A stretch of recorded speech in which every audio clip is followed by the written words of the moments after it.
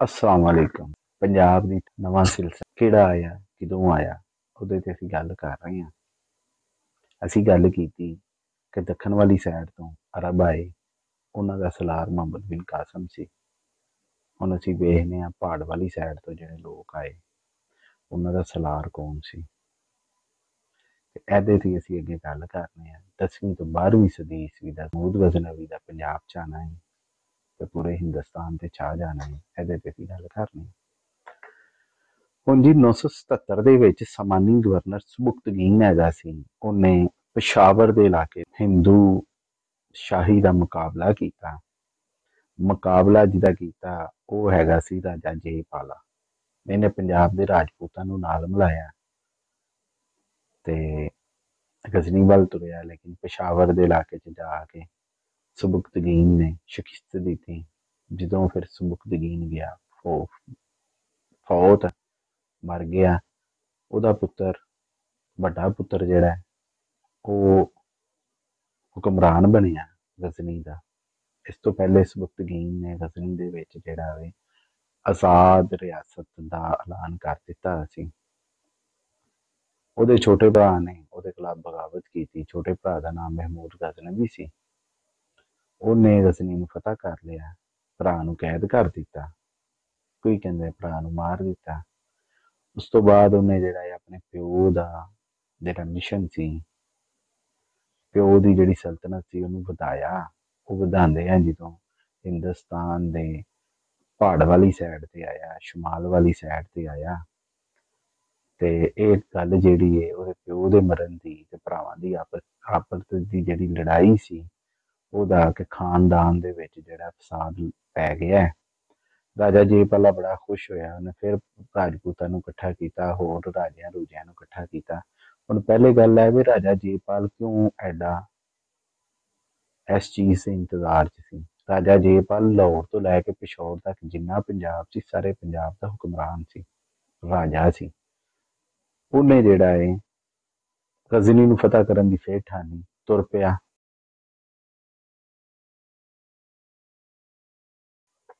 ਰਾਜਿਆਂ ਦੀਆਂ ਛੋਟੇ ਛੋਟੇ ਰਾਜੇ ਜਿਹੜੇ ਨੇ ਉਹਨਾਂ ਦੀਆਂ ਲਸ਼ਕਰੀਆਂ ਲੈ ਕੇ, ਉਹਨਾਂ ਦੀ ਸਪਾਹ ਲੈ ਕੇ ਤੁਰ ਪਿਆ।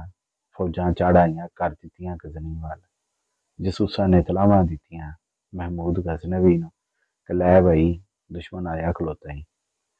ਉਹਨੇ ਵੀ ਕੋਈ ਸੱਜੇ ਖੱਬੇ ਨਹੀਂ ਵੇਖਿਆ, ਜਿੰਨੀ ਉਹਦੇ ਕੋਲ ਫੌਜ ਸੀ ਉਹਨੂੰ ਲੈ ਕੇ ਗਜ਼ਨੀ ਚੋਂ ਨਿਕਲਿਆ ਤੇ ਜਿਹੜਾ ਇਹ ਉਹ ਦਰਾ ਖੈਬਰ ਨੂੰ ਕ੍ਰਾਸ ਕਰਦਾ ਹੋਇਆ ਪਸ਼ਾਵਰ ਦੇ ਇਲਾਕੇ ਦੇ ਵਿੱਚ ਜਿਹੜਾ ਦੋਨਾਂ ਫੌਜਾਂ ਤੀਰ ਕੱਸੇ ਗਏ, ਫਾਲਿਆਂ ਦੇ ਨਿਸ਼ਾਨੇ ਲੱਗ ਗਏ, ਤਲਵਾਰਾਂ ਸੂਰਜ ਦੀ ਤਪਸ਼ ਵਿੱਚ ਚਮਕਣ ਰਹੀਆਂ ਨੇ। ਜੰਗ ਹੋ ਗਈ, ਜੰਗ ਹੋਈ, ਬੜੀ ਖੂਨਰੇਜ਼ ਜੰਗ ਹੋਈ।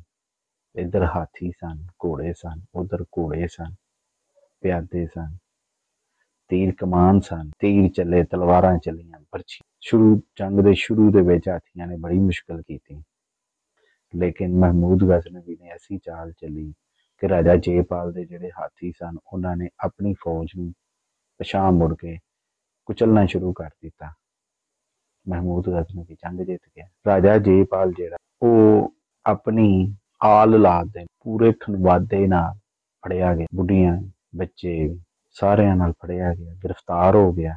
ਇਹ ਜੰਗ ਹੋਈ 1001 ਈਸਵੀ ਦੇ ਵਿੱਚ ਨਾ, 1001 ਈਸਵੀ ਚ ਜੰਗ। ਮਹਿਮੂਦ ਗਜ਼ਨਵੀ ਇੱਕ ਨਰਮ ਦਿਲ ਇਨਸਾਨ ਤੇ ਇਹ ਜਿਹੜੀ ਪਹਿਲੀ ਜੰਗ ਹੋਈ ਹੈ ਇਹਨੂੰ ਮਹਿਮੂਦ ਗਜ਼ਨਵੀ ਦਾ ਪਹਿਲਾ ਹਮਲਾ ਵੀ ਲਿਖਣ ਵਾਲੇ ਲਿਖਦੇ ਨੇ ਕਿ ਮਹਿਮੂਦ ਗਜ਼ਨਵੀ ਨੇ 17 ਹਮਲੇ ਹਿੰਦੁਸਤਾਨ ਤੇ ਕੀਤੇ। 17 ਹਮਲੇ, ਜਿਨ੍ਹਾਂ ਦੀ ਤਫਸੀਲ ਮੈਨੂੰ ਲੱਭੀ ਹੈ ਮੈਂ ਉਹਨਾਂ ਤੇ ਇਹ ਪਹਿਲਾਂ ਤੁਹਾਨੂੰ ਦੱਸ। ਮਹਿਮੂਦ ਗਜ਼ਨਵੀ ਨੇ ਰਾਜਾ ਜੇਪਾਲ ਨੂੰ ਛੱਡ ਦਿੱਤਾ, ਲਾਹੌਰ ਮੁੰਤਕਿਲ ਕਰ ਦਿੱਤਾ। ਉਹਨੇ ਕਿਹਾ ਤੈਨੂੰ ਫੌਜ ਚਾਹੀਦੀ ਹੋਏਗੀ ਫੌਜ ਦਾਂਗਾ, ਅੰਨ ਪਾਣੀ ਚਾਹੀਦਾ ਹੋਏਗਾ ਉਹ ਦਾਂਗਾ, ਜੋ ਵੀ ਚਾਹੀਦਾ ਹੋਏਗਾ ਦਾਂਗਾ, ਮੈਨੂੰ ਛੱਡ ਦੇ। ਉਹ ਵਾਪਸ ਆ ਗਿਆ। ਅਣਖ ਵਾਲਾ ਬੰਦਾ ਸੀ ਰਾਜਾ ਜੇਪਾਲ।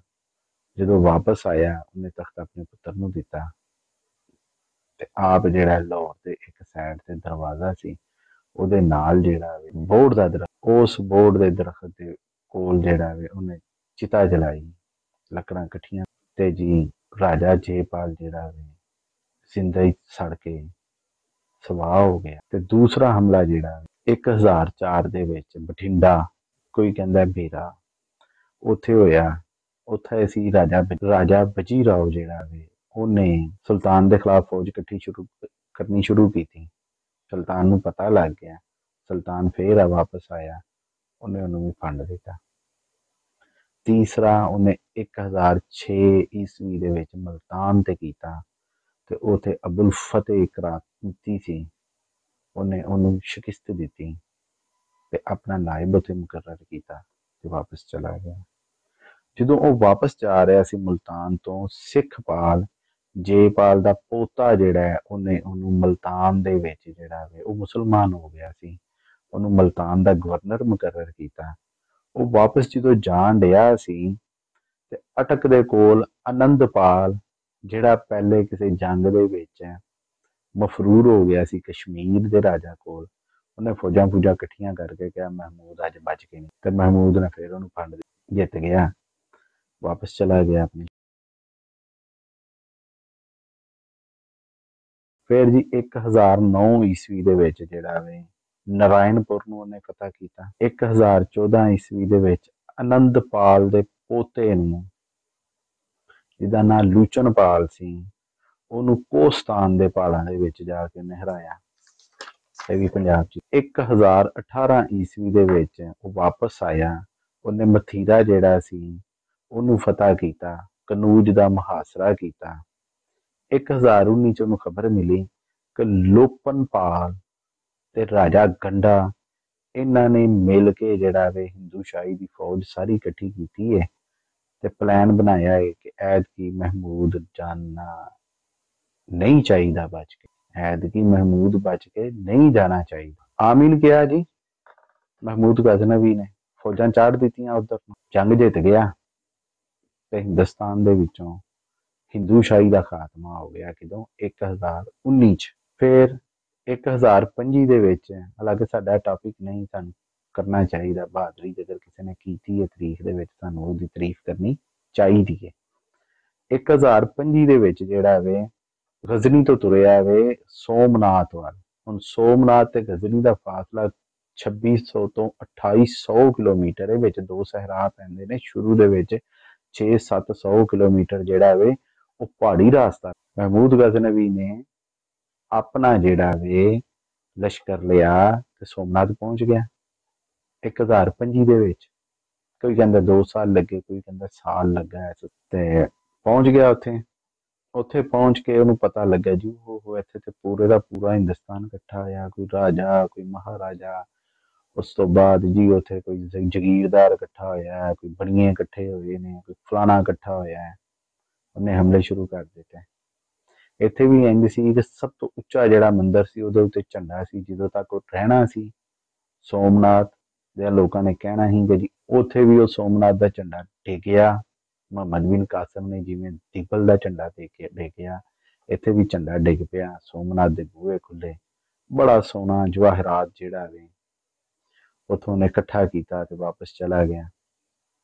ਇਹ ਇੱਕ ਹਮਲਾ ਸੀ ਜਿਹਦੇ ਉੱਤੇ ਅੱਜ ਦੇ ਦੌਰ ਦੇ ਜਿਹੜੇ ਮਾਡਰਨ ਕਹਿ ਲਓ ਕਿ ਇਹ ਬਰਸਗੀਰ ਦੇ ਲੋਕ ਨੇ, ਉਹ ਕਹਿੰਦੇ ਨੇ ਜੀ ਇਹ ਜੀ ਮਹਿਮੂਦ ਗਜ਼ਨਵੀ ਜਿਹੜਾ ਨਾ ਲੁੱਟਣ ਆਉਂਦਾ ਸੀ। ਇਸ ਹਮਲੇ ਤੋਂ ਇਲਾਵਾ ਕੋਈ ਇੱਕ ਹਮਲਾ ਦੱਸ ਦਿਓ ਜਿਹਦੇ ਵਿੱਚ ਮਹਿਮੂਦ ਗਜ਼ਨਵੀ ਨੇ ਕਿਸੇ ਤਰ੍ਹਾਂ ਦੀ ਲੁੱਟਮਾਰ, ਅਗਰ ਉਹਨੇ ਲੁੱਟਮਾਰ ਕੀਤੀ ਹੁੰਦੀ ਤੇ ਰਾਜਾ ਜੇਪਾਲ ਜਿਹੜਾ ਉਹਨੂੰ ਦੁਬਾਰਾ ਲਾਹੌਰ ਦਾ ਹੁਕਮਰਾਨ ਨਾ ਬਣਾਉਂਦਾ। ਉਹਨੇ ਬਣਾਇਆ, ਉਹਨੇ ਉਹਦੇ ਪੋਤਰੇ ਨੂੰ ਮੁਲਤਾਨ ਦਾ ਗਵਰਨਰ ਬਣਾਇਆ, ਉਹ ਨਾ ਬਣਾਉਂਦਾ। ਅੱਗੇ ਜੀ 1027 ਦੇ ਵਿੱਚ ਦਰਿਆਈ ਸਿੰਧ ਤੇ ਦਰਿਆਈ ਬਿਆਸ ਦਾ ਜਿਹੜਾ ਇਲਾਕਾ ਸੀ ਦਰਮਿਆਨ ਵਾਲਾ, ਉਹਦੇ ਵਿੱਚ ਇੱਕ ਬਗਾਵਤ ਦੀ ਸ਼ਕਲ ਜਿਹੜੀ ਉੱਠਣੀ ਸ਼ੁਰੂ ਹੋਈ। ਫੌਜਾਂ ਇਕੱਠੀਆਂ ਹੋਣੀਆਂ ਸ਼ੁਰੂ ਹੋਈਆਂ। ਹਾਂਜੀ, ਵਰਜ਼ਿਸ਼ਾਂ ਲੋਕਾਂ ਨੇ ਡੰਡ ਬੈਠਕਾਂ ਮਾਰਨੀਆਂ ਸ਼ੁਰੂ ਕੀਤੀਆਂ ਤੇ ਮਹਿਮੂਦ ਨੂੰ ਹਿੰਦੁਸਤਾਨ ਚੋਂ ਕੱਢ ਕੇ ਹੀ ਰਹਿਣਾ। ਇਲਾਕਾ ਪੰਜਾਬ ਦਾ ਸੀ ਇਹ, ਸਿੰਧ ਤੇ ਬਿਆਸ ਦਾ ਦਰਮਿਆਨੀ ਇਲਾਕਾ ਜਿਹਨੂੰ ਅਸੀਂ ਕਹਿ ਦਿੱਤਾ। ਇਸ ਜੂਹ ਦੇ ਵਿੱਚ ਫਿਰ 1027 ਦੇ ਵਿੱਚ ਮਹਿਮੂਦ ਗਜ਼ਨਵੀ ਆਇਆ, ਉਹਨੇ ਫਤਹ ਹਾਸਲ ਕੀਤੀ ਹੈ ਤੇ ਵਾਪਸ ਚਲਾ ਗਿਆ। ਇਸ ਤੋਂ ਬਾਅਦ ਉਹ ਦੁਬਾਰਾ, ਅੱਜ ਦਾ ਸਾਡਾ ਟਾਪਿਕ ਖਤਮ ਹੋਇਆ। ਇਸ ਟਾਪਿਕ ਦੇ ਉੱਤੇ ਅਸੀਂ ਬਕਾਇਦਾ ਇੱਕ ਸੀਰੀਜ਼ ਲਾਂਚ ਕਰਾਂਗੇ 10 ਤੋਂ 12 ਕਿਸ਼ਤਾਂ ਦੀ, ਜਿਹਦੇ ਵਿੱਚ ਅਸੀਂ ਜਿੰਨੇ ਇਲਾਕੇ ਦੱਸੇ ਨੇ, ਜਿੰਨੇ ਸਨ ਦੱਸੇ ਨੇ, ਜਿਹੜੀਆਂ ਜੰਗਾਂ ਹੋਈਆਂ, ਕਿੰਨੀ ਕਿੰਨੀ ਤਾਦਾਦ ਸੀ, ਅਸੀਂ ਸਾਰਾ ਕੁਝ ਬਿਆਨ ਕਰਾਂਗੇ। ਚੈਨਲ ਨੂੰ ਸਬਸਕ੍ਰਾਈਬ ਕਰੋ, ਲਾਈਕ ਕਮੈਂਟ ਕਰੋ। ਅਗਰ ਕੋਈ ਚੀਜ਼ ਸਮਝਦੇ ਹੋ ਮਿਸ ਹੋ ਗਈ ਹੈ, ਮੈਂ ਭੁੱਲ ਗਿਆ ਵਾਂ, ਤੇ ਉਹ ਕਮੈਂਟ 'ਚ ਲਿਖੋ ਤਾਂ ਕਿ ਅਸੀਂ ਜਦੋਂ ਆਪਣੀ ਤਫਸੀਲੀ ਵੀਡੀਓ ਮਹਿਮੂਦ ਗਜ਼ਨਵੀ ਦੇ ਉੱਤੇ ਬਣਾਉਣਾ ਸ਼ੁਰੂ ਕਰਾਂਗੇ ਤੇ ਅਸੀਂ ਉਹਦੇ 'ਚ ਉਹਨੂੰ ਸ਼ਾਮਲ ਕਰਾਂਗੇ। ਰੱਬ ਰਾਖਾ।